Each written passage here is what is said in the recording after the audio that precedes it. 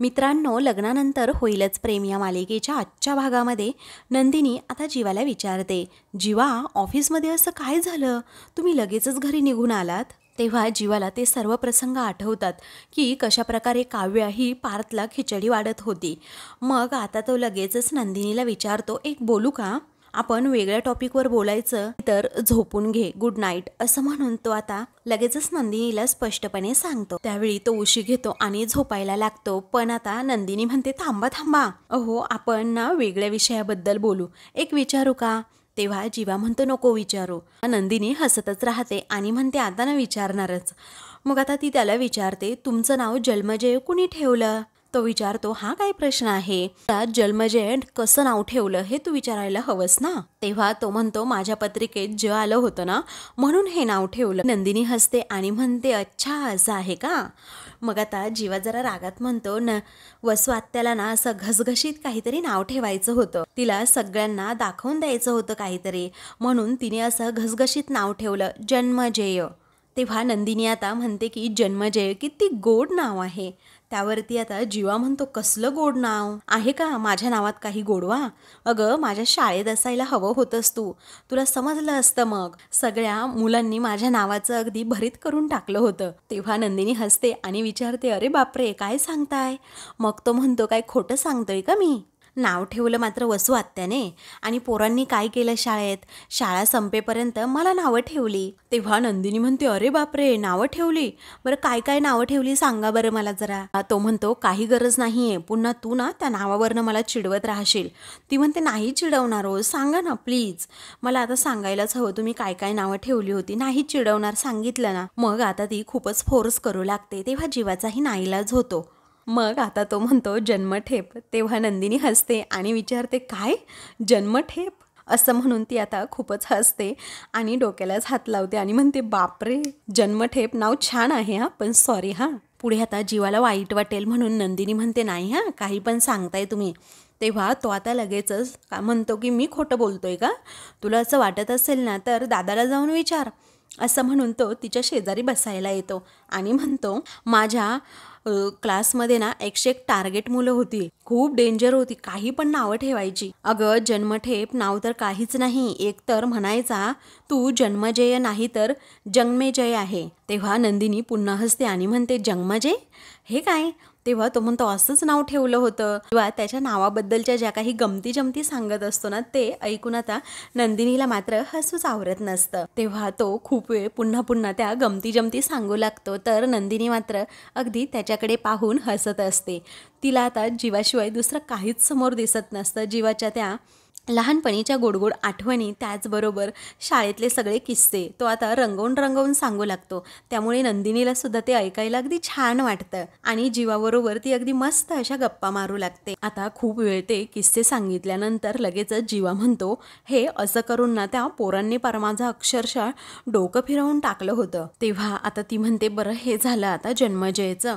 मग जन्मजयचा जीवा कधी झाला? तेव्हा तो म्हणतो, अरे बापरे, ती तर एक वेगळी स्टोरी आहे. कसं आहे ना, कॉलेजमध्ये एकदा फॉर्म भरत असताना एका मुलीने माझ्याकडे पेन मागितलं आणि मग मी ते तिला दिलं. ते रिटर्न करताना ती मला थँक्स म्हणाली आणि मला विचारलं की तुझं नाव काय म्हणून. आणि मग तेव्हा कसं काय काय माहीत, पण मी जीवा देशमुख असं नाव म्हणालो. तेव्हा कुठे जाऊन माझ्या जीवात जीव आला. तेव्हाच मला रिअलाईज झालं की आज मी अगदी स्वतंत्र झालो. तर असा होता हा जन्मजयपासून जीवापर्यंतचा प्रवास. तेव्हा नंदिनी आता टाळ्या वाजवून त्याचं कौतुकच करते. मग आता तो म्हणतो, अरे बापरे, टाळ्या वाजवणं एवढं काही कौतुकास्पद नाही आहे हे. तेव्हा नंदिनी म्हणते, स्पेशल आहे, खरंच खूप स्पेशल आहे हे. तुम्हाला माहीत नाही, परंतु आपलं लग्न झाल्यापासून तुम्ही पहिल्यांदाच माझ्याबरोबर एवढं भरभरून बोललात. आता असं म्हटल्याबरोबरच जीवासुद्धा एकदम गप्प राहतो आणि लगेचच आपला तिच्या जवळून उठतो आणि तिथे खाली जाऊन झोपतो. तर नंदिनी आता त्याच्याकडे खूप वेळ पाहतच राहते आणि गालातच हसते. तर आता दुसरीकडे काव्या ही रूममध्ये असते आणि पार्थला समोर पाहते, कारण पार्थची आज काही बडबडच सुरू नसते. एकदम तो गप्पा असतो, आपला काम करत बसलेला असतो. तेव्हा आता काव्याला जरा प्रश्नच पडतो. लग्न झाल्यापासून ना मी पहिल्यांदाच यांना एवढं असं गप्प गप्प बसलेलं पाहिलंय. असा मुकामार लागल्यासारखं का बसले आहेत काही कळतच नाही. बरं विचारायची सुद्धा काहीच सोय नाही. काय करावं बरं. मग तिच्या मनात विचार येतो मी जाऊ का, त्यांना विचारू का. पण जाऊ देत, मला विचारायची तरी काय गरज आहे यांना. पण हे टायर पंक्चर झालेच कसे मला कळतच नाही आहेत. हे काहीच बोलत नाहीये आणि आल्यापासून बघतीये की हे एकदमच गप्प गप्प आहेत आणि पार्थच्या या गप्प बसण्याचा काव्यालाच आता त्रास होऊ लागतो. आता नको तेव्हा विचारत असतात कॉफी हवी आहे का, प्रोटीन शेक हवा आहे का. मग आज असं मुख गिळून गप्प का बसलेत हे. नाही पण जाऊ द्या, मलाच काहीतरी आज विषय काढायलाच हवा असं काव्या मनाशी ठरवते. तेव्हा ती अशी दबकतच जरा पार्थजवळ जाऊन उभी राहते आणि लगेचच अगदी त्याच्या कानाजवळ जात थँक्यू असं म्हणते. तरी पार्थची काहीच रिॲक्शन नसते. तेव्हा ती म्हणते अहो तुम्ही माझा फोन आणून दिलात ना, म्हणून मी तुम्हाला थँक्यू म्हटले. तेव्हा पार्थला आठवतं जेव्हा मी हिच्या क्लासमध्ये तिथे फोन द्यायला गेलो तेव्हा मी तिला कॉल केला आणि विचारलं की तू कुठे आहेस, तर तिने खोटं सांगितलं की मी क्लासमध्ये आहे म्हणून. काव्या ही क्लासमध्ये नाही तर बाहेर तेथे टाईमपास करत बसलेली असते आणि हीच गोष्ट त्याच्या लक्षात आलेली असते. त्यामुळे आता काव्या खोटं बोलली हे पाहून पार्थला जरा तिचा रागच आलेला असतो. मग काव्यालाच प्रश्न पडतो एवढं काय झालं असेल, इतका का भाव खात आहेत हे. मी थँक्यू म्हणाले तरी ही नुसती नंदीबैलासारखी मान डोलवतायत, बाकी काहीच बोलत नाहीत. पण जाऊ दे ना, मी तरी कशाला यांचा एवढा विचार करतीये. गेले तिकडे उडत, मी काव्य आहे, मला नाही गरज कुणाची असं जरा ती रागातच म्हणते आणि पाय आपटतच तेथून जाते आणि आपलं अंथरूण टाकत असते. आणि पुन्हा एकदा ती पार्थकडे पाहते. तिचं मनच मान्य करायला तयार नसतं की पार्थ माझ्याबरोबर बोलत नाही आहे, माझं मागे पुढे करत नाही आहे. म्हणून ती आता पुन्हा पार्थकडे पाहत म्हणते चला आता झोपूया मस्तपैकी. आता झोपेची वेळ झालीच नाही का. बापरे, आता माझी पाठ दुखते परंतु मलाच खाली झोपावं लागेल ना. पण जाऊ देत तिकडं, झोपते मी खाली आपली. आणि पार्थ हे सगळं तिचं बोलणं ऐकत असतो आणि जरा त्याला वाईट वाटतं की खरंच हिची पाठ दुखत असेल. मग त्यानंतर काव्या म्हणते काव्या अगं तुलाच खाली झोपावं लागेल ना, कारण बेड काही तुझा नाही आहे, तो पार्थ देशमुखांचा बेड आहे ना. आता झोप ग काव्या झोप असं ती आता लाडातच स्वतःला म्हणवून घेत असते आणि पार्थला ऐकवत असते. तरीही पार्थ आता काहीच बोलत नाही. तेव्हा काव्याला अजूनच राग येतो. ती आता जरा धावतच पार्थ जवळ येते आणि म्हणते काय हो, काय प्रॉब्लेम काय आहे तुमचा. अहो बोला की आर्किटेक्ट. हे अशी मुंडी हलवत बसू नका, काय प्रॉब्लेम आहे ना तो चटाचटा बोला. पण मला कळतच नाहीये, एरवी सतत असा बडबड करत असणारा तुमचा फोन आज असा अचानक सायलेंट मोडवर का गेलाय बरं. तरीही पार्थ काही बोलत नाही. तेव्हा काव्य वैतागूनच विचारते पार्थ अहो काय झालंय तुम्हाला सांगा तरी. आणि तुमचं असं शांत बसणं ना त्रास द्यायला लागलंय मला. अहो बोला ना काहीतरी. तेव्हा पार्थ म्हणतो काय बोलू. त्यावेळी काव्य हसते आणि म्हणते अरे बाबा काहीही, एनिथिंग काहीही बोला, पण बोला, असं शांत ना बसू नका. मग आता काव्य म्हणते मला काय बोलत असता तुम्ही नेहमी, नख बाहेर काढलेली मारकी मांजर. मला तुम्ही चिडवा, कारण आज मी तुम्हाला ना अशी फुल परमिशन देते मला चिडवण्याची. मला काय हवं ते तुम्ही चिडवू शकताय. किंवा माझं ते नाईट क्रीम तुम्ही डेमध्ये वापरलं तर चालतं का, किंवा असं पुरुषांनी वापरलं तर चालतं का. आणि सौंदर्य वाढवण्यासाठी नक्की कुठलं क्रीम वापरतात बरं, BB, CC वगैरे वगैरे असं म्हणून काव्या त्याचं लक्ष डायव्हर्ट करत असते आणि त्याच्याबरोबर बोलण्याचा खूप प्रयत्न करते. तरीही पार्थ एकदम आपला गप्पच. मग काव्या म्हणते अच्छा ठीक आहे, ते सुद्धा नको का. अहो मानिनी काकू, तुमच्या आई काही बोलल्या नाहीत का आज त्या तुम्हाला. आज त्यांनी काही सांगितलं नाही का तुम्हाला, कारण माझी आई असं म्हणाली, माझी आई तसं म्हणाली. माझ्या आईने सांगितलं म्हणून मी बोललो हां, माझ्या आईने सांगितलं म्हणून मी केलं हां, असं काही बोलले नाहीत का तुमच्या आई आज. तरीही पार्थ आता काहीच बोलत नाही. हे पाहून आता काव्या वैतागते आणि म्हणते पार्थ अहो बोला ना काहीतरी. ही तुमची शांतता आहे ना ती अगदी हैराण करायला लागली आहे मला. अहो बोला ना काहीतरी. मग पार्थ आता लगेचच म्हणतो आपण काही बोललो किंवा जास्त बोललो किंवा समोरच्यासाठी खूप काही केलं की आपली किंमत राहत नाही, आणि हे मला आज समजलंय. हे आता ऐकून काव्याला धक्काच बसतो. तेव्हा ती आता एका क्षणी गप्प राहते आणि त्या गोष्टीचा खूप असा विचार करते. मग काव्या हसल्यावारी सगळं घेते आणि म्हणते अच्छा असं आई म्हणाली का तुमची. तेव्हा पार्थ एकदमच सिरियस होऊन म्हणतो नाही असं मीच म्हणालोय आणि आज मला माझी किंमत कळाली असं म्हणून तो खूपच डिस्टर्ब होतो. त्याच्या बोलण्याचा अर्थ जाता काव्याला काही समजलेला नसतो, त्यामुळे ती त्याच्याकडे पाहतच राहते. तेव्हा तो आपला लॅपटॉप आता बंद करतो आणि लगेचच बेडवर तेथे झोपून घेतो. तेव्हा काव्या पुन्हा पुन्हा त्याचं पुढे पुढे करते आणि तिची कपडे असतात ना ती खाली टाकत लगेचच बेडवर बसते आणि म्हणते, पार्थ तुम्ही नक्की आता काय बोललात? असं समजलं नाही हो व्यवस्थित. अहो पार्थ काय झालंय सांगा ना मला, माझं काही चुकलंय का? तेव्हा पार्थ आता लगेचच विचारतो, तुमचं कधी काही चुकतं का? आता ना बहुतेक माझंच काहीतरी चुकतंय असं म्हणून तो स्वतःलाच दोष देतो. तेव्हा काव्या हसते आणि म्हणते, बापरे बहुतेक तुम्हाला ना खूप राग आलेला दिसतोय. तेव्हा पार्थ म्हणतो, राग आला तरी तुम्हाला काय फरक पडतो? तेव्हा काव्या म्हणते, छेव मला कसला फरक पडतोय, पण काय आहे ना झोपताना असं कुणी उदास झोपू नये असं माझे बाबा म्हणतात. तेव्हा पार्थ तिच्याकडे पाहतो. मग आता काव्या घाबरते आणि म्हणते, बापरे असं का बघताय, पंजा मारायला येणार आहे असं? मग आता पार्थ एकदम गप्प राहतो. तेव्हा काव्या पुन्हा पुन्हा विचारते, अहो पार्थ सांगा ना काय झाले हो तुम्हाला, तुम्ही ना मगाशी व्यवस्थित जेवला सुद्धा नाहीत. तेव्हा आता तो विचारतो, तुम्ही जेवलात ना? मग ती म्हणते, मी जेवली आहे पण तुम्ही नीट जेवला नाही आहात हे आलंय माझ्या लक्षात. बरं मला माझ्या प्रश्नांची उत्तरं द्या. बरं तुम्हाला भूक लागली आहे का? काही खाता का? थोडं कॉफी हवी आहे का? प्रोटीन शेक हवं आहे का? बरं तुम्हाला राग आलाय का? असं ती त्याचेच प्रश्न त्याला विचारते. मग तरीही पार्थ काही बोलत नाही. तेव्हा ती म्हणते, अरे देवा हा राग ना खरंच खूप हट्टी दिसतोय, पण आता काय करायचं, काहीतरी करतेस थांब हा. आता यावर एक सोल्युशन आहे, ते सुद्धा मला भारतातल्या टॉप 30 आर्किटेक्टपैकी एका आर्किटेक्टने शिकवलंय. मला तेच करावं लागणार आहे आता, आणि त्यांचं नाव ना पार्थ देशमुख आहे हां. तेव्हा ती आता लगेचच 10, 9, 8, 7 असे अंक मोजू लागते, कारण पार्थनेच तिला तसं सांगितलेलं असतं. तरीही पार्थ आता ऐकत नाही. तो लगेचच आपल्या अंगावर ब्लँकेट घेऊन झोपून घेतो. तर पार्थला आता मनवण्याचे सर्व प्रयत्न काव्याचे फसतात, कारण पार्थला आता खूपच कसला तरी राग आलाय ही गोष्ट तिला आता कळून चुकलेली असते. त्यामुळे आता ती सुद्धा एकदमच गप्प राहते. काय करावं तिला सुचत नाही. त्यानंतर काव्या आता लगेचच रूममधून बाहेर येते. इकडे आता विक्रम आणि मानिनी हे दोघेही आता मस्त अशी आईस्क्रीम खाणार असतात. तेव्हा आता विक्रम खूपच खुश असतो, कारण त्याला आईस्क्रीम खायला मिळणार असते. मग मानिनी म्हणते, पटकन खाऊन घ्या हां. तर म्हणताच तिला अचानक आता तिच्या ताईचा फोन येतो. तेव्हा विक्रम म्हणतो, कॉल रिसीव करायचा नाही हां, अगोदर आपण दोघांनी आईस्क्रीम एन्जॉय करायची आहे, मगच तू कॉल रिसीव करायचा.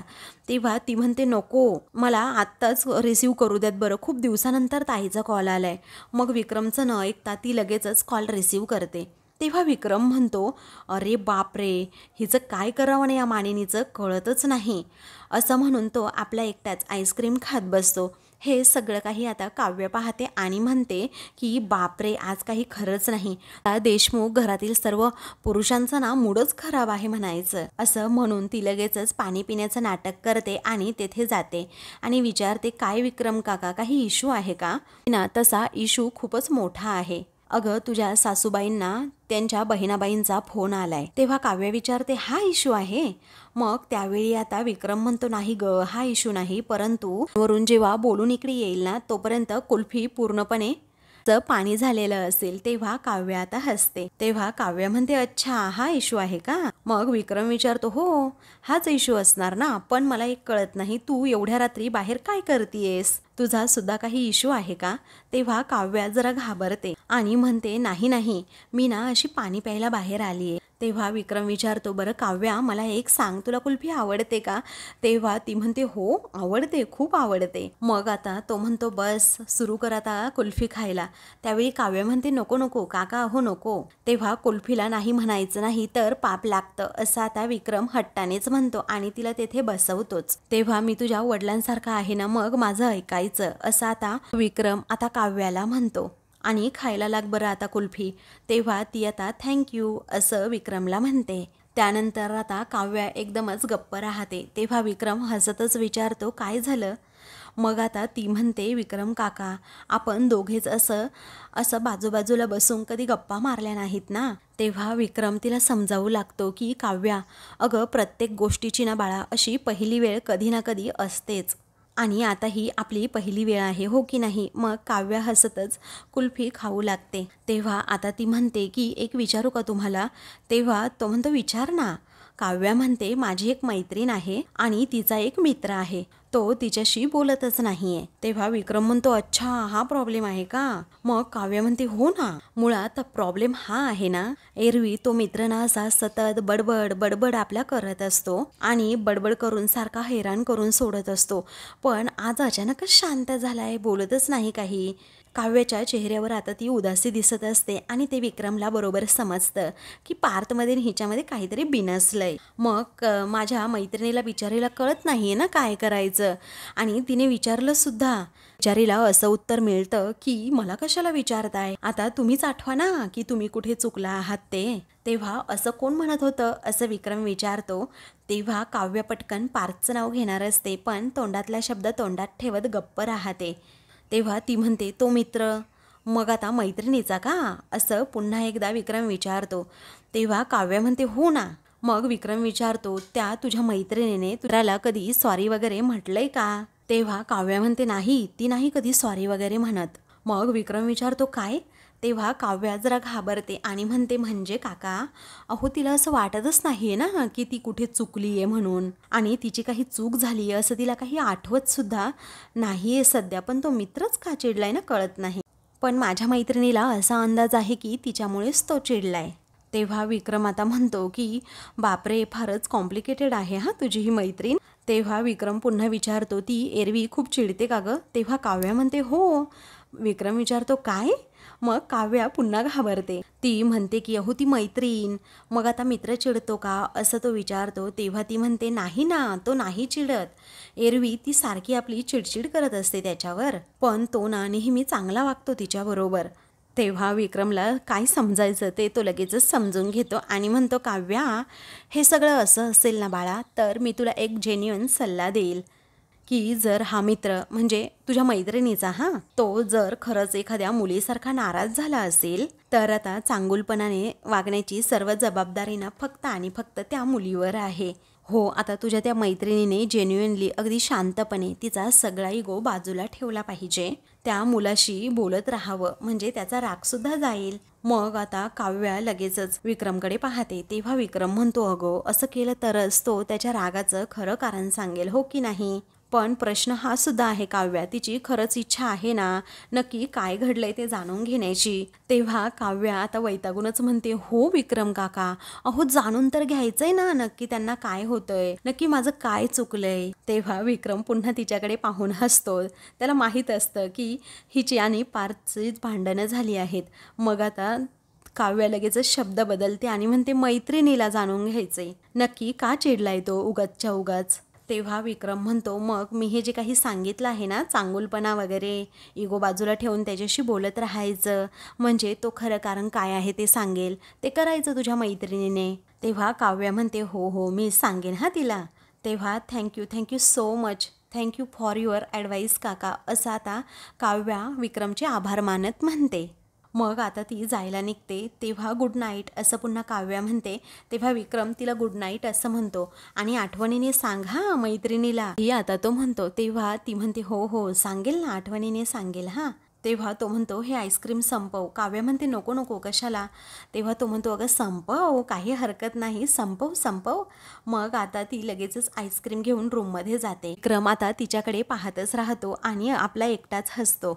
तेव्हा मानिनी आता तेथे फोनवर बोलत येते आणि कळव आता ठेवते फोन असं म्हणून ती विक्रमकडे येते. तेव्हा ती तेथे आल्यानंतर लगेचच म्हणते अहो ताईच्या घरी काय झालं माहिती आहे का. तेव्हा तो आता म्हणतो अगं ते जाऊ दे ग, इथे आपल्या घरी काय झालं ना ते अगोदर बघ तू. तेव्हा ती विचारते कुठे काय झालं आता. मग आता विक्रमला खूपच आनंद होतो आणि तो त्याच्या भरातच ती आईस्क्रीम पटपट खाऊ लागतो. तेव्हा मानिनी आता त्याच्याकडे पाहतच राहते. एवढा आज खुश का आहे हेच तिला कळत नाही. तर दुसऱ्या दिवशी आता नंदिनी ही आंघोळ करून बाहेर येते तर जीवा तेथे शांतपणे झोपलेला असतो. तेव्हा नंदिनी आता त्याच्याकडे खूप वेळ पाहत राहते आणि गालातच हसते. तर दुसरीकडे काव्यासुद्धा अगदी शांत झोपलेली असते. पार्थ आता आंघोळ करून बाहेर येतो आणि तिच्याकडे पाहतच राहतो. मग आता त्याला रिक्षात घालवलेले सर्व प्रसंग आठवू लागतात. दोघांचा एकमेकांना ज्या प्रकारे धक्का लागलेला असतो त्यावरती काव्याने कसं मांजरीसारखं लगेच माझ्यावर ओरडलेलं असतं. सगळे काही काव्याबरोबर घालवलेले प्रसंग त्याला आता आठवू लागतात. आता खिडकीतून तिच्या तोंडावर ऊन येत असतं म्हणून काव्या थोडीशी जागी होते. तर पार्थ आता तिच्या शेजारी तेथे बसतो. तेव्हा काव्या आपल्या डोळ्यासमोर असा हात घेते. त्यानंतर आता काव्या उठू नये यासाठी पार्थ आता एक आयडिया करतो आणि स्वतःचा हात काव्याच्या डोळ्याजवळ घेऊन जातो, जेणेकरून ती जागी होऊ नये ना यासाठी, आणि अगदी प्रेमानेच तिच्याकडे पाहत हसतो. मग काही वेळानंतर तो पुन्हा एकदा आपला हात काढून घेतो. तर काव्या स्वतःचा हात डोळ्याजवळ ठेवते आणि तशीच आपली झोपते. तर पार्थ हा तेथून निघतो. मग दुसरीकडे नंदिनीसुद्धा आता जीवाकडे खूप वेळ पाहतच राहते. तेव्हा तिलासुद्धा आता जीवाबरोबर घालवलेले प्रसंग आठवतात आणि काल ज्या प्रकारे जीवाने अगदी आपलेपणाने मला मिठी मारली होती आणि खूप रडत होता, ते सगळे क्षणसुद्धा आता तिला आठवतात. मग आता ती त्याच्याकडे पाहते आणि गालातल्या गालात हसत असते, कारण जीवा एकदम शांत झोपलेला असतो आणि जीवाकडे पाहत नंदिनीला खूप छान वाटतं. ती अगदी त्याच्या प्रेमातच पडलेली असते आणि त्याच्यात हरवून गेलेली असते. त्या जीवाशिवाय दुसरं काही म्हणजे काहीच दिसत नसतं. तर शांत झोपलेल्या जीवाकडे नंदिनी पाहत गालातच हसत असते. मग आता त्यानंतर ती थोडी तेथून बाजूला जाते. आता मित्रांनो, पुढील भागामध्ये पार्थ हा डायनिंग टेबल जवळ तिथे नाश्ता करत असतो. काव्य आता तेथे येते. तर मानिनी घरातील सर्वांना सांगत असते, अहो शेजारचे देशमाने काका आहेत ना, त्यांच्या घरी रात्री चोरी झाली, पण आपले सुरेश दादा गेले कुठे? तेव्हा पार्थ आता मानिनीला सांगत असतो. त्यानंतर मानिनी थोडी तेथून जाते. त्यावेळी काव्य आता लगेचच पार्थ जवळ जाते आणि त्याला विचारते, काल माझ्यावर हल्ला झाला हे आपण मानिनी काकूंना सांगायला हवं की नाही, कारण त्यानंतर बाहेरून जर समजलं तर उगीच प्रॉब्लेम नको. तेव्हा पार्थ म्हणतो, हे सगळं लपवण्याच्या अगोदर विचार करायला हवा, असा टोमणा तो काव्याला मारतो. त्यावेळी काव्या अजूनच शॉक होते, कारण पार्थला नक्की काय बोलायचं आहे ना तिला समजलेलंच नसतं. तर दुसरीकडे नंदिनी रम्याला टोमणा मारते, अगो आज काय झालं माहिती आहे, ससा हा मेकअप करत बसला आणि कासव आहे ना ते केव्हाच गाडीत बसून निघून सुद्धा गेलंय. हे ऐकून आता रम्याला मोठा धक्काच बसतो. मग त्यावेळी आता रम्या विचारते, काय?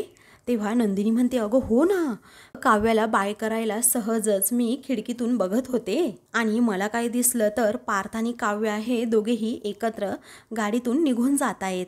तेव्हा रम्या आता खूपच घाबरते आणि तिचा जळफळाट आता होऊ लागतो. तर आता मित्रांनो, अशाच मालिकेंचे पुढील भाग पाहण्यासाठी चॅनलला सबस्क्राईब करा.